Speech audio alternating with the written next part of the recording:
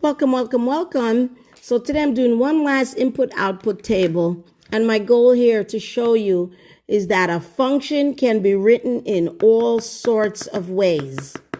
It could be written as y equal x over 2 take away 7. It could be y equal x take away 4 over 2. It doesn't matter how that function is written.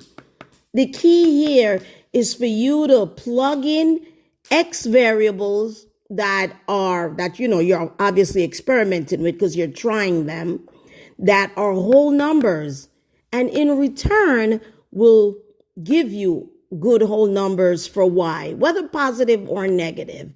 It's still good numbers. You don't want to put any decimals, you don't want to put fractions, you want to put regular whole numbers and plug it in the formula, and it would in turn give you good numbers for y. So I went ahead and tried for x. I tried 2, 4, 6, 8, 10. You could have tried 10, 12, 14, 16, 18. You could have tried any other whole number and it would still work out.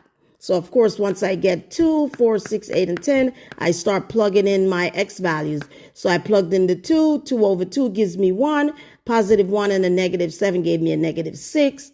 4. I plug in the 4. 2 goes into 4 2 times.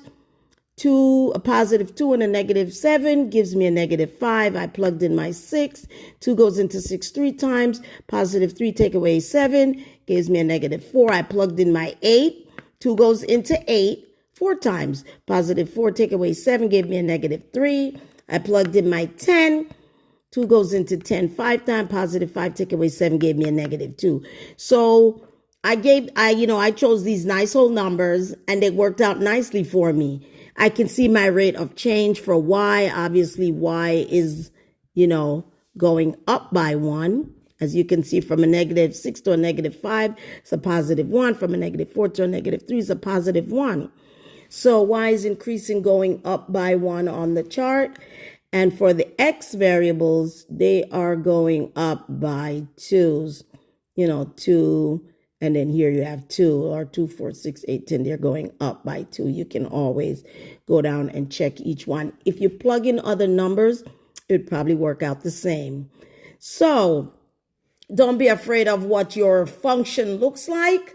Just get yourself some whole numbers and give it a go. So this would be my last table. I think you got the gist. What say you? Do you want to add a comment? Or like, or definitely follow. See you on the next one.